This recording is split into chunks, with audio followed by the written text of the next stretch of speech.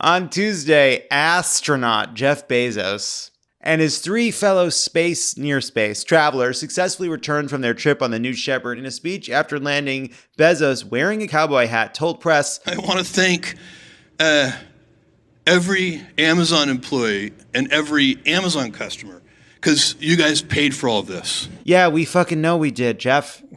We know we did. You. Yeah. That's why we're pissed. He is a writer, comedian, organizer, and Canadian. Please welcome Sean Devlin. Sean, thanks for being here. Thanks for having me. Let's get into it. What a week.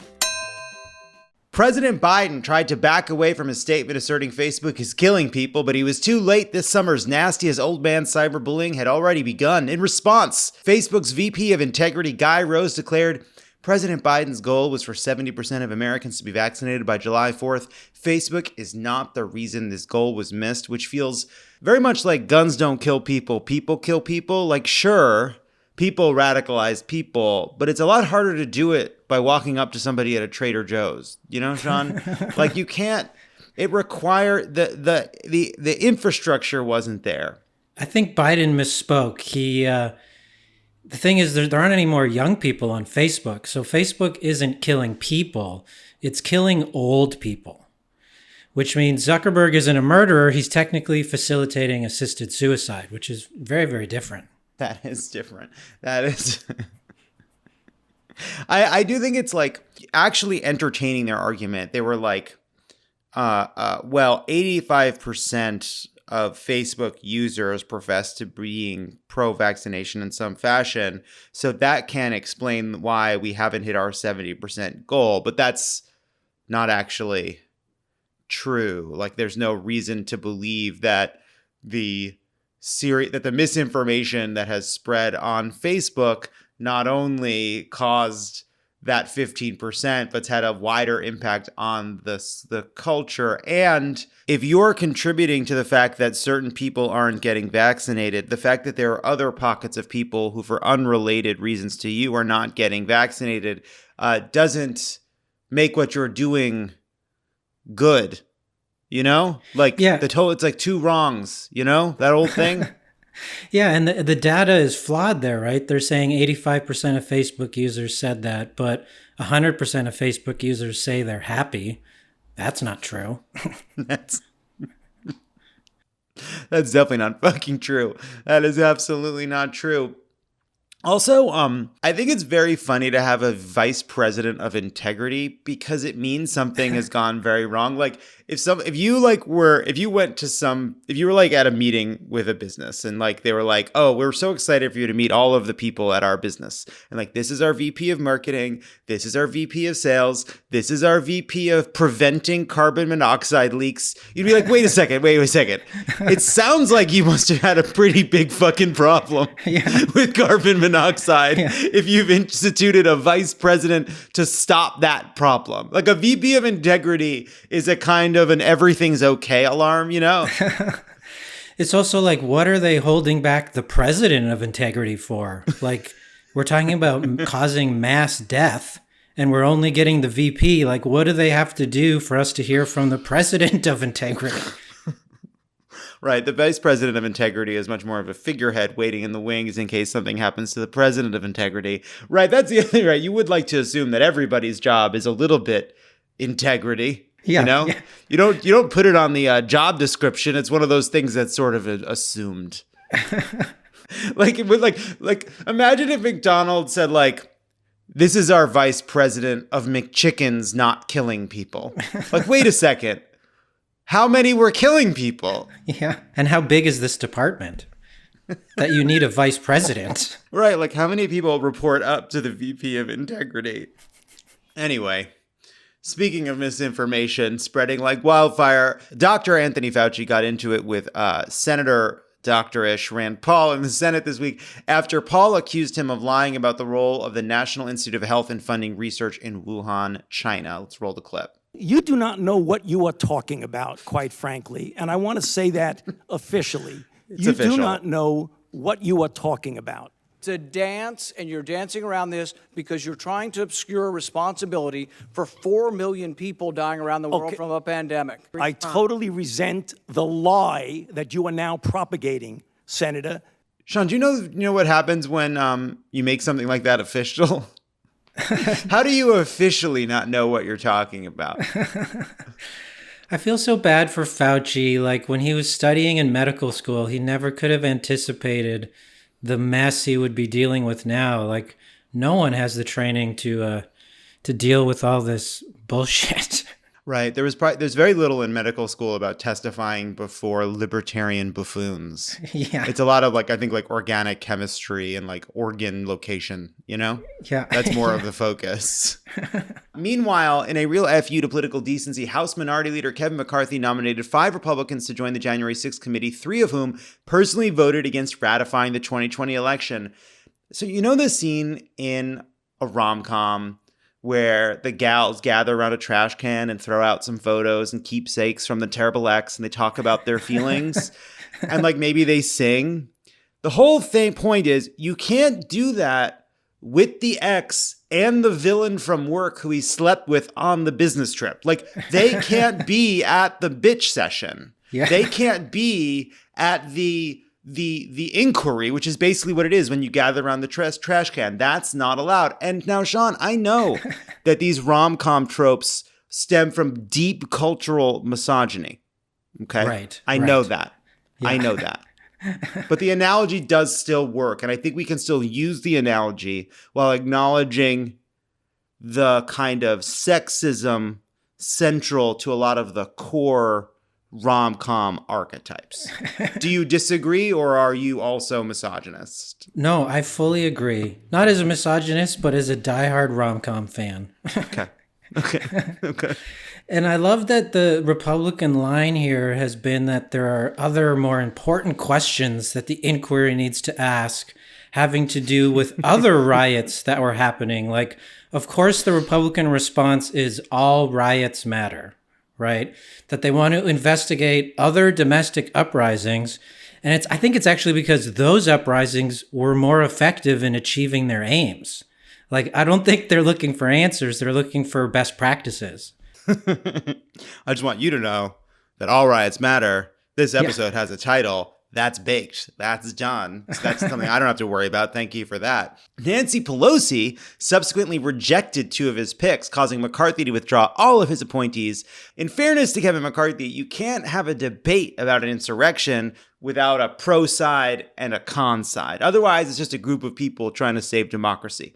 You know what I mean? You have to actually have, if this is going to be exciting television, you need a Jim Jordan. Yes. All right. To make it entertaining, to make it a real show. Otherwise, it's just a fact-finding examination of one of the darkest days in recent American history. And that's not good TV.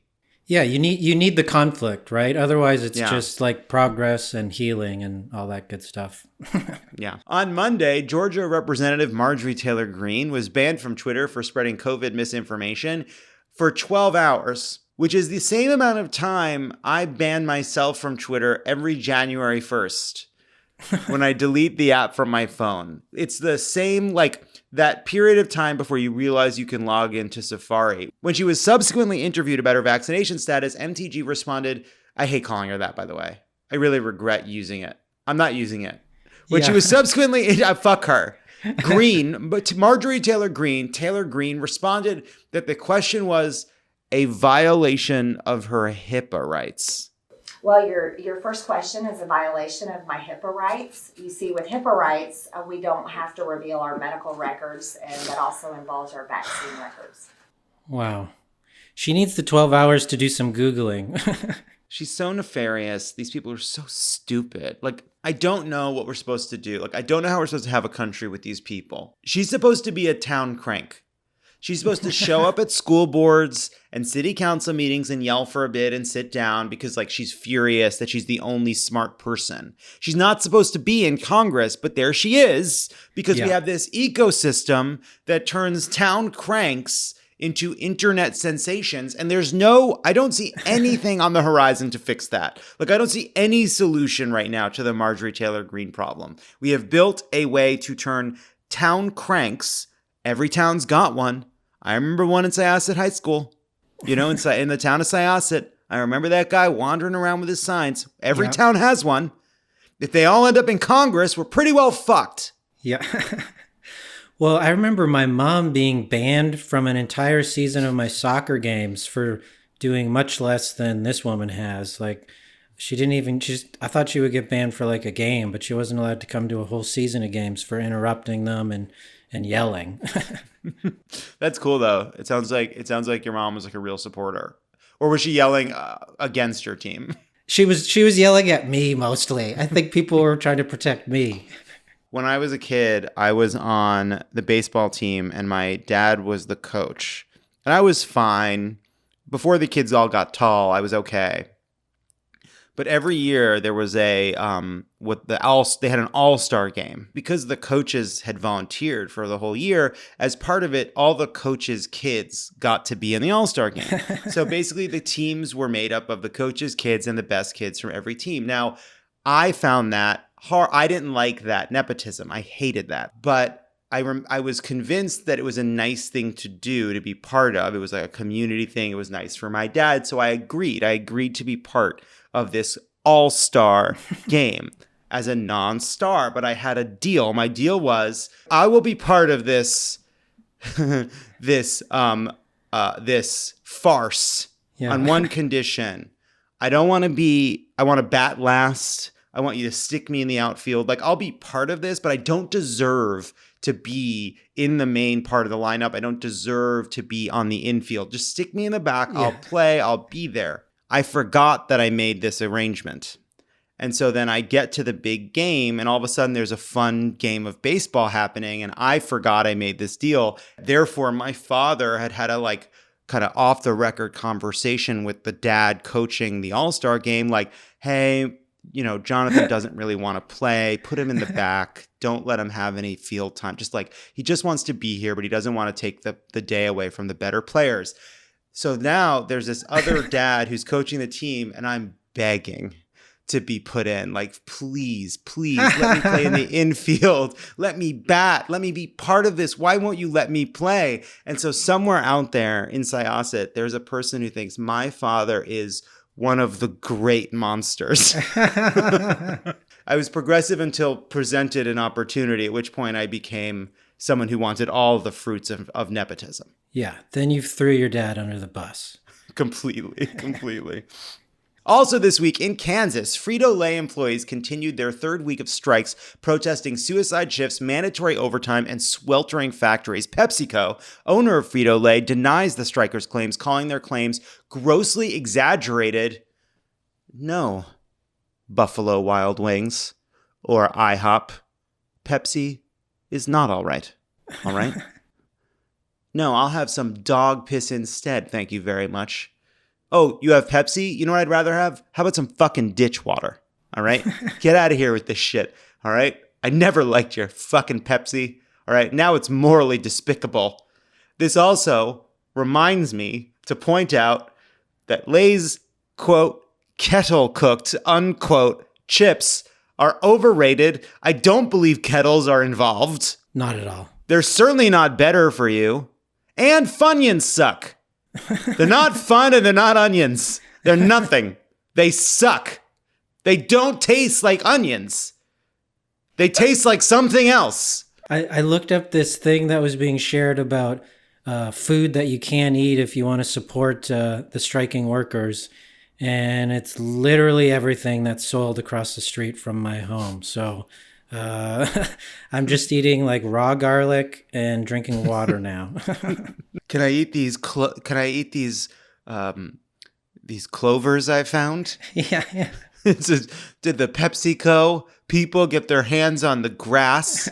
On Tuesday, astronaut Jeff Bezos and his 3 fellow near space travelers successfully returned from their trip on the New Shepard. In a speech after landing, Bezos, wearing a cowboy hat, told press, I want to thank every Amazon employee and every Amazon customer because you guys paid for all of this. Yeah, we fucking know we did, Jeff. We know we did. You. Yeah. That's why we're pissed. I will never get over seeing on Good Morning America, you have Jeff Bezos, his brother, Rick, Chip, whatever, You have Wally Funk, who like is a serious person who was training her whole life, who was denied a chance to go to space because of the misogyny and sexism of the space program, who has put in the hours, seen spaceflight unfold for more than half a century from the Earth purely because our country could not imagine sending women to space for so long. And who the fuck is she sitting next to?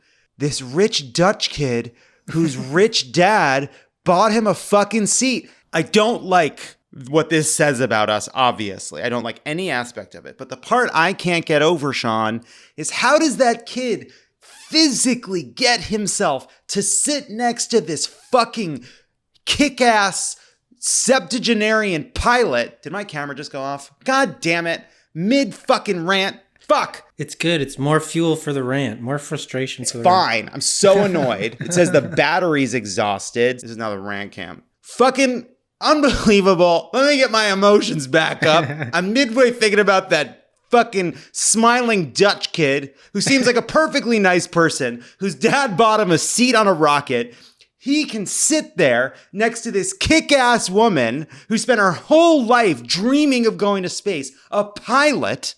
A woman becoming a pilot in like the 1950s, the kind of fucking daring that takes to say fuck you to so many people. She becomes a pilot. She becomes part of the fucking space program. They say, oops, no thank you. No women in space. No thank you. 50 years go by. Jeff Bezos gets on the blower. You say yes. Then you're on Good Morning America, and Gayle King is like, are you all excited? And it's like, yes, rich man, and we couldn't be more excited. It's always been independently each of our dreams to fucking go to space. Unbelievable. The indignity. Wally Funk. Mercury 13. Unbelievable. I'm upset. Commercial spaceflight is important. It is. I actually do believe in it. But there's something about the way we're going about it that speaks to something so unholy about this moment and about kind of the wrenching inequality that it also is a kind of product of and producer of. Human beings must go to space. We will either live indefinitely amongst other bodies or we will die on this planet. Those are the only two options. And I think that technology needs to be explored and expanded. I believe in space exploration and I believe in private space exploration. But there is something so ugly about this kind of performance of achievement, this performance of milestones and path breaking. Excuse me, we've been up there for a while. It's the first time for you. It's the first fucking time for you. It's a big deal for you personally, but it's not a big deal for us. We've gone much higher and much further. Right. Elon Musk has. SpaceX is already much better at this. This was a branding opportunity. If you believe in private space flight, SpaceX is sending people higher and further, and their technology is much further along. Jeff knows that. Richard knows that. But they wanted the headlines. These fucking guys wanted the headlines. And what's your vision for the future of it? Because I just feel like I can't get enthusiastic about it because I just assume it's only going to be rich, beautiful people who are being preserved for the genetic pool. It's going to be like Melrose Place in space. Yeah, it's a real pitfall. I think we are seeing that certainly that the same ways in which these companies have produced yawning chasms of unfairness on Earth, they are setting about creating similar problems amongst the stars. I don't like that. I agree. I agree. But I do like the fact that they are now, for kind of ego reasons, and then also some kind of more tangible, but maybe further to reach kind of actual reasons, kind of practical, financial, capitalistic reasons, see a reason for going to space. I am excited about that. I am genuinely excited about that. So I'm seeing now that maybe that's why Bezos brought the female astronaut, was just so that he could preserve class disparity on the spaceship. Well, that's really unfair because the average net worth of everyone on that ship was $25 or $50 billion. Yeah. The middle class on that spaceship was $100 million. Like, Yeah, that's the yeah. threshold. Yeah. Now, there's also this week been some pushback on the assertion that the beds at the Olympic Village were anti-sex beds. They actually are recyclable beds that can hold over 440 pounds of sex. Irish gymnast Reese McLennan even jumped on the bed to demonstrate their durability, declaring anti-sex bed rumors fake news. Fucking chill out, Reese. This is some desperate shit. It is not cool to jump on your own bed and say, see, you can have sex on this. Like, yeah, all right. So maybe that's not the reason you're not having sex on that bed. All right. Maybe you're coming on a little too strong. All right. I mean, it's too late to cancel the Olympics. McDonald's and Coca-Cola have invested way too much money into the construction of this COVID-spreading orgy village. There's no going back. They've been working on this for 4 years. COVID spreading orgy village. Yeah, there's no going. Oh no, we're in. We're in. The Olympics are fucking happening. Yeah. They're happening. And it's also just kind of what the world needs right now is to believe once again that people could come from every country in the world and unite and come together. And get very sick. I do think it was probably a good idea to add the 500-meter unproductive cough to the track and field. Because at least that'll kind of, I don't know, make lemonade. And finally, wild hogs are wreaking environmental havoc in the U.S. and abroad, destroying native plants and producing more than 1 million cars worth of carbon dioxide. And get this, Sean, they're already leading in the 2024 Republican primary. Thank you for applauding that. Thank you. Thank you for applauding that joke. Sean Devlin, thank you so much for being here.